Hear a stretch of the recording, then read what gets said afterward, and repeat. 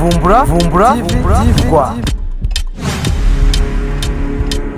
Mu karere ka Musanze umugabo yatawe muri yombi akekwaho gusambanya umwana we w'imyaka 14. Umugabo wo mu karere ka Musanze mu murenge wa Kamonyi witwa Karenzi Olivier yatawe muri yombi akekwaho gusambanya umwana we w'umukobwa yibyariye w'imyaka 14 y'amavuko. Abaturage baganiriye na TV1 bagaragaje ko batewe agahinda n'ibyo uwo mugabo yakoze, bagasaba ko yakanirwa urumukwiye. Bagize bati nababajwe nuko afashe umwana we agahangara agafata umwana we akamusambanya, ndavuga nti burya n'uwanjye niko yari kuzamugenza. Undi muturage nawe yagize ati numvishe ko yafashe umwana we w'umukobwa, byanciye intege kumva ko umuntu w'imyaka 40 ahemukira umwana w'imyaka 14 kandi afite umugore, iyo ajya gushaka n'undi aho gusambanya uwo mwana. Murakaza neza mu isi y'ibyegeranyo, aho nta handi ni kuri channel yacu Vumbura TV, aho muzajya musanga amakuru atandukanye ndetse n'ibiganiro bitandukanye. Ngiye uvuga ndi Imana ishimwe Vincent. Niba ugeze kuri iyi channel ubwa mbere, ntiwibagirwe gukanda subscribe kuri TV yacu Vumbura TV, like, comment ndetse na share kugira ngo ujye urushaho kubona ibindi biganiro ndetse n'amakuru atandukanye tunyuza kuri uyu muyoboro wa YouTube. Yakomeje agira ati ngewe ndi kumva mwamukatira burundu kuko ari nkanjye mba naramwishe akaba ari ngewe ufungwa. Umugore w'uwo mugabo yasobanuye ko ari wamufatiye mu buriri ari kumwe n'umwana we agahitamo gutabaza kuko yananiwe kwiyumanganya.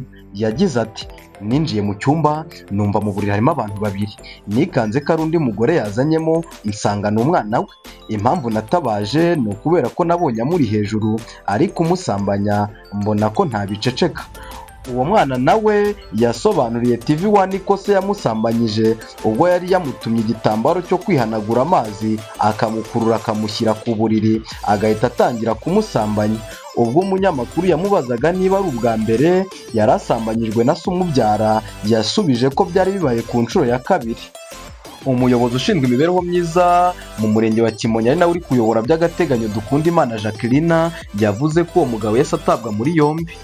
Yagize ati yafashwe ari gusambanya umwana we, ku makuru twahawe nuko abaturage bahwiwisaga ko ashobora kuba amusambanya ariko hakabura ibimenyetso. Itegeko riteganya ibyaha n'ibihano muri rusange rigaragaza ko uhamijwe icyaha cyo gusambanya umwana ahanishwa igihano cy'igifungo kitari munsi y'imyaka 20 ariko kitarenze imyaka 25. Iyo icyo cyaha cyakorewe umwana uri munsi y'imyaka 14, igihano kiba igifungo cya burundu, kimwe niyo byaba byakorewe ufite hejuru yayo ariko bikamutera ubumuga cyangwa uburwayi budakira. Dukomereze mu karere ka Kicukiro, polisi yarashe igisambo cyari kigiye gutema umupolisi. Polisi y'umujyi wa Kigali yatangaje ko yarashe umuntu ukekwaho ubujura washakaga gutema umupolisi. Ibi byabaye ahagana saa 8 z'igitondo cyo kuri iki cyumweru tariki 15 Kamena 2025. Amakuru y'iraswa ry'uyu muturage yemejwe n'umuvugizi wa polisi y'umujyi wa Kigali CP Welarisi Gahonzire, yavuze ko nyakwigendera yasubiye mu murenge wa Kanombe mu kagari ka Karama mu mudugudu wa Imana mu karere ka Kicukiro. Polisi y'umujyi wa Kigali igaragaza ko polisi ikorera mu murenge wa Kanombe yahurujwe n'irondo ry'umwuga ko hari umuturage witwa Munyemana Leopard w'imyaka 59 watabaje avuga ko abajura barimo kumucukurira inzu. CP Gahonzire yagize ati abapolisi bari mu kazi bacunga umutekano patrouille bahise bajyayo. Bahageze basanga abajura 3 bari gucukura inzu y'uwo muturage, 2 bariruka undi umwe afata umuhoro agiye gutema umupolisi, mugenzi we ahita amurasa. Uwo mujura afite icyuma, umuhoro ndetse na ferabeto. Umuvugizi wa polisi y'umujyi wa Kigali CP Gahonzire akomeza avuga ko ukekwaho ubujura nta cyangombwa kimuranga yasanganywe, ahubwo yasanganywe ibyangombwa by'undi muntu. Yagize ati ibyangombwa twasanganye ukekwaho ubujura byarimo ikarita y'akazi y'uwita niyo mugabo Landre ukora kuri TV10, ikarita ya Ecobank ndetse na Equity, irangamuntu, perime, visa card na telefoni bya niyo mugabo. Umurambo wa nyakwigendera wajyanywe ku bitaro bya Kacyiru kugira ngo ukorerwe isuzuma. Polisi yahagurukiye abajura bibi by'abandi. CP Gahonzire avuga ko polisi yahagurukiye abajura biba bacukuye inzu, abatega abantu bakabambura ibyabo, rimwe na rimwe bakabakomeretsa ko abo bose batazihanganirwa. Agira inama abaturage kwitondera barimo abatwara imizigo bazwi nk'abakarani. Yagize ati abajura biba mu matsinda, ugasanga bamwe birirwa bashaka amakuru y'aho bari bwibe, bamwe baba bigize abakarani bagatwara imizigo bayigeza mu rugo bakaneka uko bari bwibe. Abaturage barasabwa kwitondera bene abo bantu. Akomeza agira ati Abajura biba usanga bava mu murenge umwe bakajya kwiba mu wundi kubera guhanahana amakuru. Ibyo byose twarabimenye, nibashaka bareka ubujura bashaka ibindi bakora kuko twarabahagurukiye. Ubuyobozi bw'umujyi wa Kigali bwongeye kwibutsa abafite ibibanza bitubatse ko bashobora kubyamburwa. Ubuyobozi bw'umujyi wa Kigali bwongeye kwibutsa abafite ibibanza badakoresha, by'umwihariko abasabye ibyangombwa byo kubaka ntibubake inzu ngo zuzure, ko bashobora kwamburwa ubwo butaka bugahabwa abashobora kubwuzuza umusaruro. Ibyo bigomba gukorwa mu gihe cy'imyaka 2 uhereye icyo gihe uruhushya rwatangiwe. Icyakoza mu gihe iyo myaka ishize uwubaka yaratangiye ibikorwa byo kubaka inzu ye itaruzura, yemerewe kujya kongereza uruhushya akongera andi mezi 6. Umuvugizi w'umujyi wa Kigali Ntirenganya Emma Claudine yavuze ko kubaka inzu ikuzura ari ugushyira mu bikorwa igishushanyo mbonera cy'umujyi wa Kigali ndetse no gukomeza gushyira iterambere ryawo ahagaragara. Impamvu ni uko kubaka inzu ikuzura bituma haboneka umutekano w'agace inyubako iherereyemo, bikayirinda kuba indiri y'abajura bihishamo bagakora urundi rugomo. Ikindi bifasha ni ukongera isuku y'agace inyubako iherereyemo, bikayirinda kwangirika kw'inyubako itaruzura, bityo uwubaka ntahendwe kuko igiciro cyo kuyuzuza kigenda kizamuka uko bukeye n'uko bwije ndetse n'uko itinda. Ntirenganya yasobanuye ko abadakurikiza icyo ubutaka bwagenewe gukoreshwa bashobora kubwamburwa bugahabwa abandi bashobora kubukoresha. Yagize ati iyo utabyaza ubutaka umusaruro urabwamburwa, kuko niba waratangiye inyubako ukaba umaze icyo gihe utarayirangiza, iyo nyubako ishobora gufatirwa kuko bifatwa nk'aho iyo nzu cyangwa icyo kibanza cyatawe.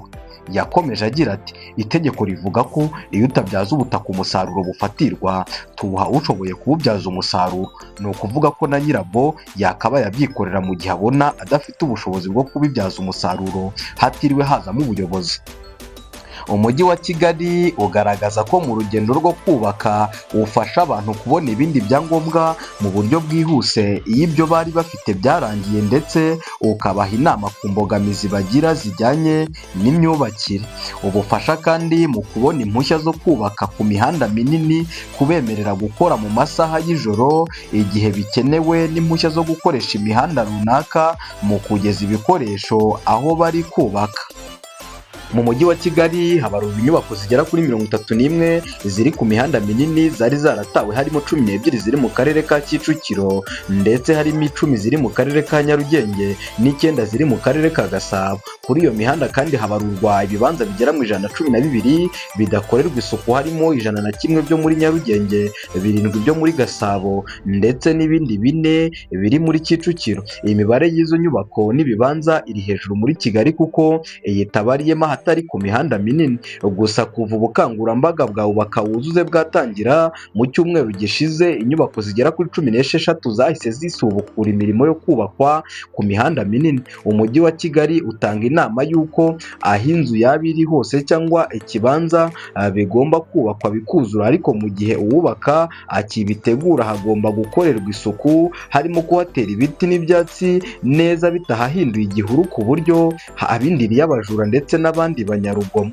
Iteka rya Minisitiri w'Ibidukikije ryerekana gufatira ubutaka by'agateganyo ndetse no gusesa amasezerano yo gutunga ubutaka ryasohotse muri Nyakanga 2024, rivuga ko nyuma y'igihe nyir'ubutaka atabubyaza umusaruro ntanagaragaza impamvu ifatika ituma atubahiriza amasezerano yo kubutunga, amasezerano aseswa akabimenyeshwa mu nyandiko. Nyuma umujyi wa Kigali cyangwa akarere gafite ubuzima gatozi bikoresha igenagaciro ry'ubutaka ndetse n'ibikorwa byahakorewe, ushaka kubugura ngo abubyaze umusaruro akishyura nyir'ubutaka amafaranga havanywemo ikiguzi cy'ibyakozwe, hanyuma bukandikwa kubuguza. Amakuru yacu reka tuyahinira aha, mwari kumwe nanjye Imanishimwe Vincent. Niba ugeze kuri iyi channel ari ubwa mbere, ntiwibagirwe gukanda subscribe kuri channel yacu Vumbura TV, like, comment ndetse na share kugira ngo mujye murushaho kubona ibiganiro bitandukanye binyura ku muyoboro wacu ndetse wanyu wa YouTube.